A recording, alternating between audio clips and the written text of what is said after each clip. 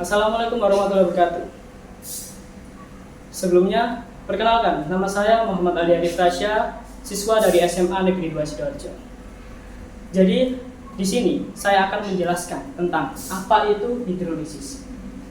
Untuk yang pertama, pengertian dari hidrolisis itu sendiri merupakan reaksi kimia antara suatu zat dengan air, di mana itu akan menghasilkan perpecahan ion-ion, yaitu ion basa dan juga ion asam. Baik, kita langsung saja pada ke sifat-sifatnya.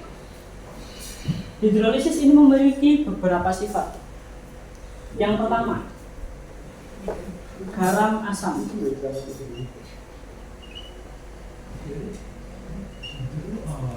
Garam asam itu terbentuk akibat dari adanya asam kuat dengan basa lemah. Dari kedua reaksi ini, maka itu akan menghasilkan garam asam dan juga air. Nah, untuk mengidentifikasi apakah itu garam asam, kita bisa lihat di mana dan zat apa yang dominan lebih kuat. Nah, kita bisa lihat di sini yang lebih dominan itu adalah asam kuat. Maka kita bisa identifikasi maka garam yang dihasilkan itu adalah garam asam. Untuk yang kedua, sifat yang kedua, yaitu garam basa.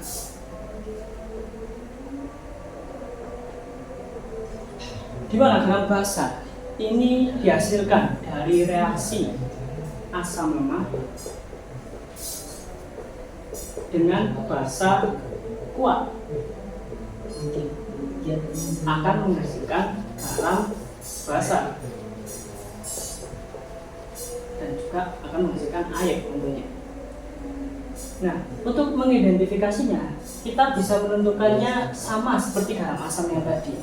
Jadi kita lihat apa yang cenderung lebih kuat atau yang lebih dominan. Nah, kita bisa lihat di sini yang lebih dominan adalah basa kuat.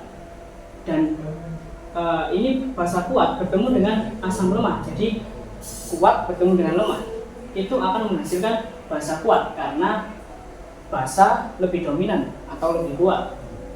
Maka dari itu bisa kita simpulkan reaksi yang terjadi antara asam lemah dan basa kuat akan menghasilkan garam basa dan juga air. Tentunya kedua zat ini, asam dan basanya, itu juga akan habis karena kembali lagi ke hidrolisis. Hidrolisis itu keduanya harus habis. Jadi seperti itu. Untuk sifat yang terakhir, ada garam netral. Sebenarnya di hidrolisis garam netral ini tidak termasuk, karena syarat dari hidrolisis itu sendiri merupakan zat yang memiliki zat yang lemah. Jadi syaratnya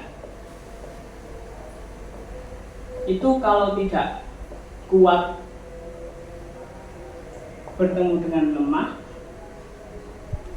atau keduanya lemah. Jadi lemah bertemu dengan lemah. Untuk yang terakhir, yaitu ada garam netral. Di mana garam netral ini sebenarnya itu tidak termasuk ke dalam hidrolisis. Karena syarat dari hidrolisis itu merupakan yang pertama, itu keduanya itu harus memiliki zat yang lemah. Apakah itu asam lemah atau basa lemah. Dan juga syarat yang kedua, itu keduanya lemah. Nah, itu dapat terjadi hidrolisis. Jadi, dalam garam netral, itu keduanya itu kuat. Jadi sama-sama kuat, antara asam kuat dan juga basa kuat. Keduanya akan menghasilkan garam netral. Sama seperti ini tadi. Jadi untuk garam asam itu tadi yang lebih dominan itu kan asam kuat, dan untuk garam basa itu yang dominan basa kuat, sedangkan garam netral ini keduanya itu kuat. Jadi sama-sama kuat itu akan menghasilkan netral. Nah, untuk pH-nya itu bisa kita dapat tentukan. Garam asam itu pH-nya akan kurang dari 7, sedangkan garam basa itu lebih dari 7, dan garam netral itu sudah pasti 7. Karena reaksi antara asam kuat dan juga basa kuat itu akan menghasilkan pH yang netral atau 7. Baik, untuk selanjutnya saya akan menyebutkan beberapa contoh dari garam asam, garam basa, dan juga garam netral atau yang bukan hidrolisis. Itu contoh dari garam asam. NH4Cl. Nah, di mana NH4Cl ketika bereaksi dengan air maka akan menghasilkan NH4OH dan juga H plus Cl-. Di mana NH4OH ini merupakan basa lemah dan HCl merupakan asam kuat. Nah, dari sini kita bisa dapatkan yaitu NH4Cl itu merupakan garam asam, dan reaksi ini akan memiliki pH kurang dari 7.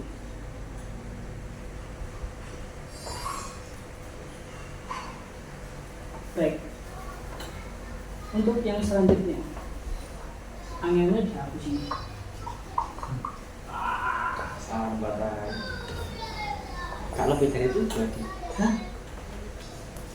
Untuk yang kedua,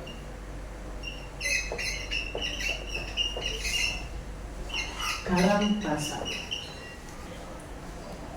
yaitu reaksi CH3COO Na plus H2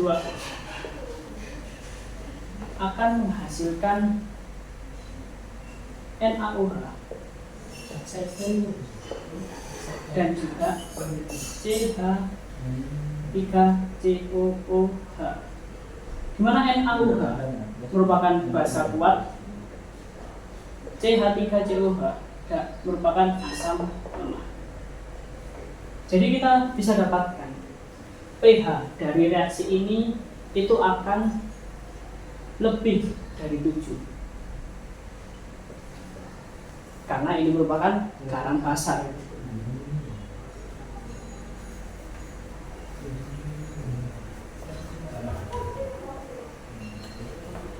Selanjutnya yang terakhir yaitu garam netral.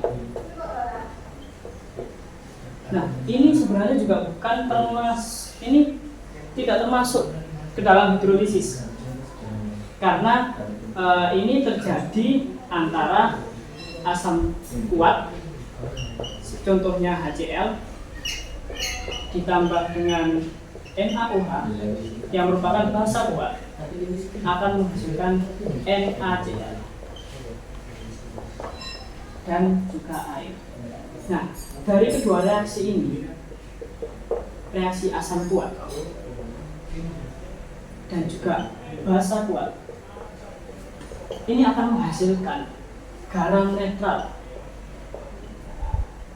Nah, karena kedua zat ini itu sama-sama kuat, jadi kedua zat yang sama-sama kuat itu akan menghasilkan garam yang bersifat netral, atau ini memiliki pH sama dengan 7 karena netral.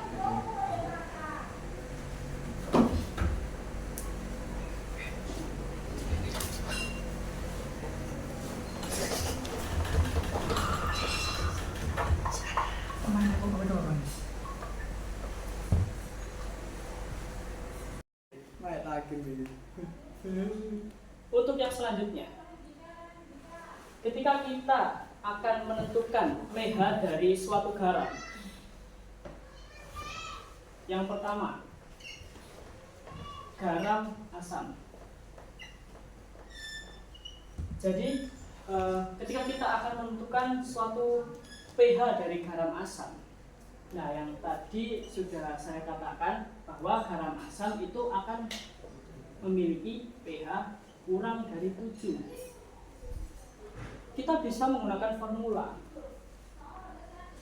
yaitu K plus sama dengan KW per KB dikali dengan molaritas, di mana KW ini merupakan derajat autoionisasi dari air, KB itu merupakan derajat ionisasi dari basa, dan juga molaritas dari suatu zat itu.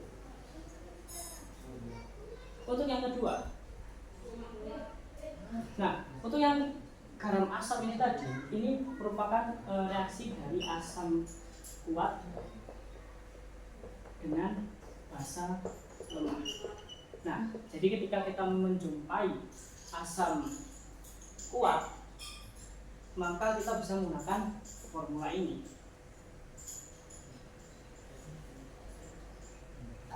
Untuk yang kedua, garam basa, kita bisa menggunakan formula OH-. Jadi untuk menentukan pH-nya, kita tentu akan harus menemukan H+ dan atau OH-nya terlebih dahulu. Dimana ketika garam itu bersifat basa, maka formula dari OH- akan menjadi KW per Ka dikali dengan molaritas zat. Jadi derajat autoionisasi air per derajat ionisasi asam kita kalikan dengan molaritas, maka akan menghasilkan OH- yang nantinya kita akan hitung pOH-nya terlebih dahulu, karena kembali lagi ini merupakan garam basa. Nah, bagaimana kalau semisal kedua zatnya ini sama-sama lemah? Nah, jadi kita bisa menggunakan rumus ini. Jika keduanya lemah plus lemah, maka kita bisa tentukan H plusnya itu KW per KB dikali dengan KA. Nah, untuk KW, untuk KA dan KB ini kita bisa tukar. Namun ketika KB itu dikali dengan KW, itu akan menjadi OH-. Jadi kita langsung saja pakai formula yang ini. Ketika zat tersebut asam basanya itu sama-sama lemah. Nah, untuk menentukan garam itu bersifat asam atau basa, itu kita bisa lihat dari Ka Kb-nya. Jika Ka-nya lebih dominan atau lebih besar, maka itu akan bersifat garam asam. Dan ketika Kb-nya lebih besar, maka itu akan bersifat basa. Jadi seperti itu. Nah, juga saya mau menambahkan, hidrolisis itu dibagi menjadi dua. Ada hidrolisis dibagi menjadi dua, hidrolisis total atau sebagian. Jadi apa sih hidrolisis total dan juga hidrolisis sebagian itu? Hidrolisis total itu ketika dua-duanya sama-sama lemah, asam basanya itu lemah, itu keduanya akan habis, sama-sama habis. Nah, itu akan menjadi hidrolisis total.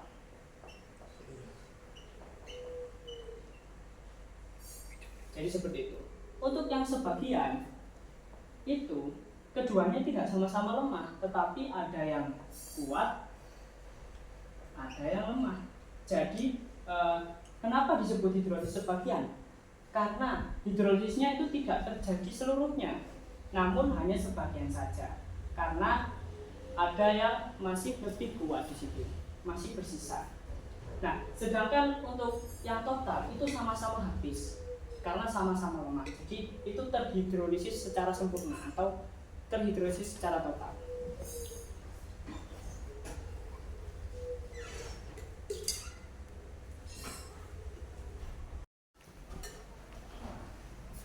Oke, kita akan masuk ke contoh soal.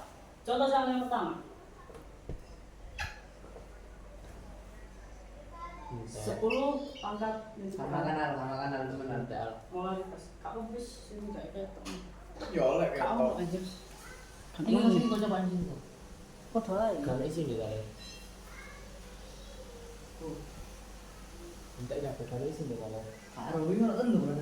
Buka no, tak buka no gini ya buka no. Dan karo. ATK ini kan di lu ya. Kalau wis ayeuna sih. Ada belum isi namanya.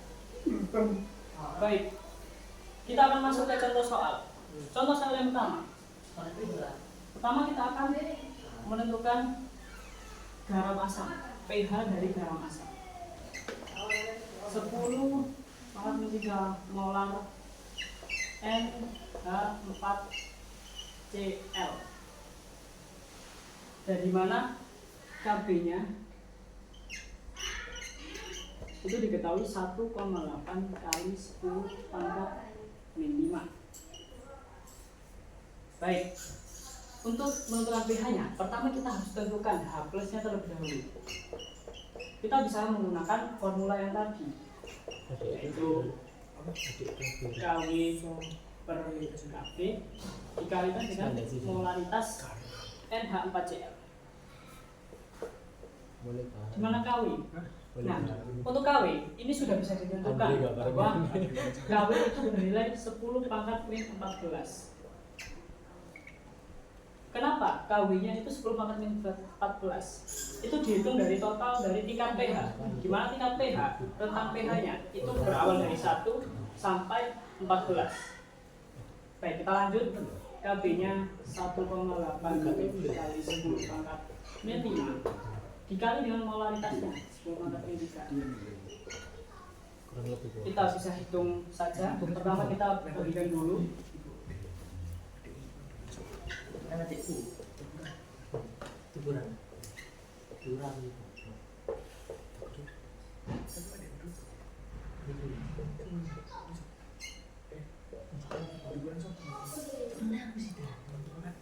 Nah, setelah kita gabungkan, kita hitung.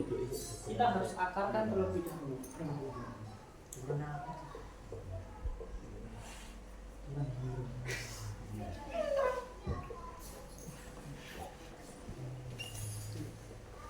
Maka setelah diakar itu bisa mendapatkan hasil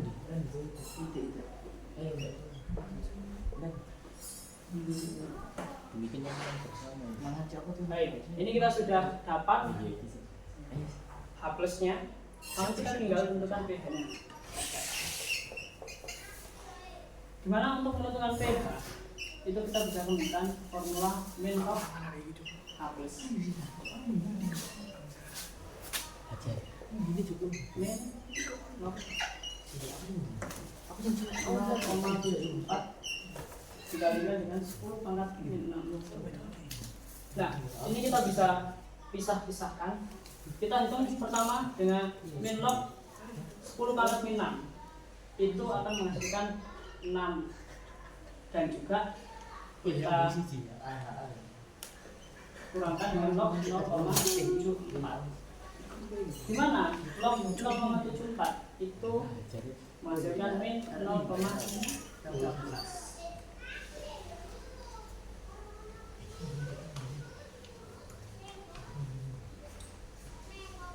Dimana hasil dari 6 ditambah ketika min bertemu dengan min itu ditambah akan menghasilkan 6,13. Untuk contoh soal yang kedua, kita akan menentukan garam basah.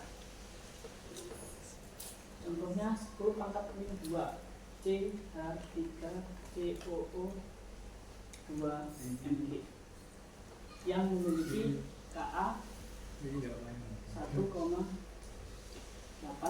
kali 10 pangkat min 5. Nah, karena ini garam basah, maka kita bisa menggunakan rumus OH min,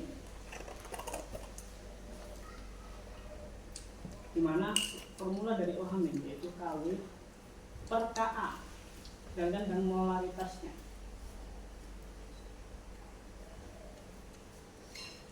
Baik, kita langsung masukkan saja kawinnya 10 pangkat min 14 per 1,8 kali 10 pangkat min 5 dikalikan dengan 10 pangkat min 2 0,56 kali 10 pangkat min 11. Nah, karena ini pangkatnya min 11, maka kita bisa mundurkan komanya atau kita bisa menambahkan pangkatnya. Akan menjadi 5,6 dikali 10 pangkat min 12. Dan ini ketika diakar akan menghasilkan 2,36 kali 10 pangkat min 6. Nah, ini sudah ketemu nih untuk OH-nya. Jadi kita hitung dulu POH-nya. Mana rumus dari POH itu min log OH min. Min log 2,36 dikali 10 pangkat min 6 min log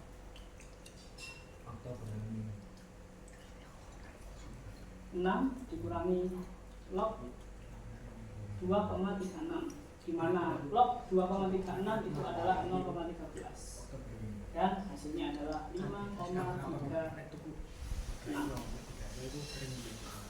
Baik. Nah, pH-nya maka kita kurangkan dengan 14.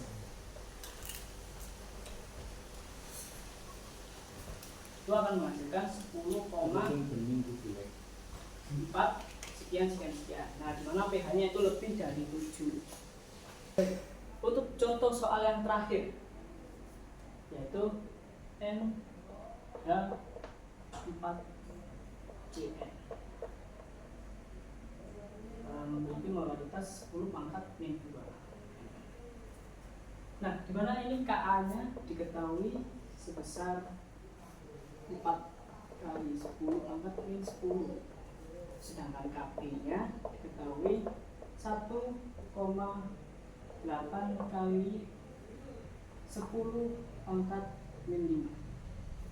Nah, dari hal ini, dari yang diketahui, kita dapat hitung menggunakan formula lemah dengan lemah yang tadi, yaitu Kw per Kp dikalikan dengan Ka. Kita bisa masukkan semuanya, dimana Kw 10 pangkat min 14, Kp nya 1,8 kali 10 pangkat min 5, Ka nya 4 kali 10 pangkat min 10. Nah, ini kita hitung saja seperti yang tadi.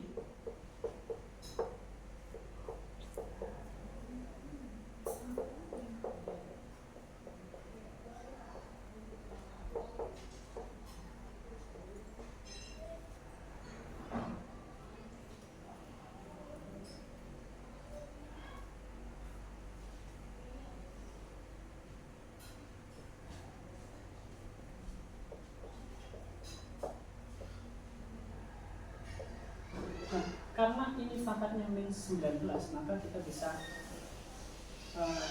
tambahkan pangkatnya dengan cara komanya mundur. Jadi 22,4 kali 10 pangkat min 20, dimana hasilnya ini 0,73.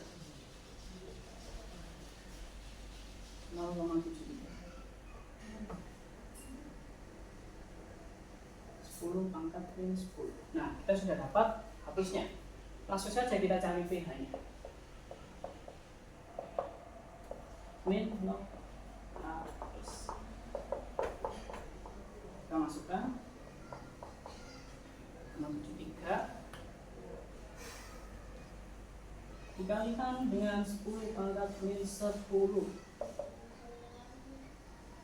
dimana log 10 pangkat min 10 itu kita bisa dapatkan hasilnya 10 dikurangi dengan 0,73.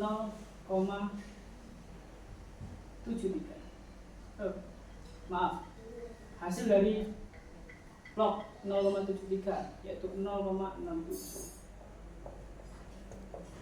Maka hasilnya kita bisa dapatkan, kita hitung terlebih dahulu.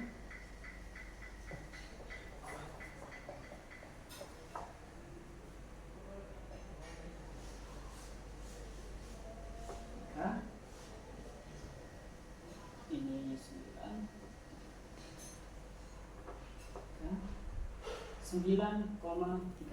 Jadi karena pH-nya lebih dari 7, maka cenderungnya zat ini adalah garam basa.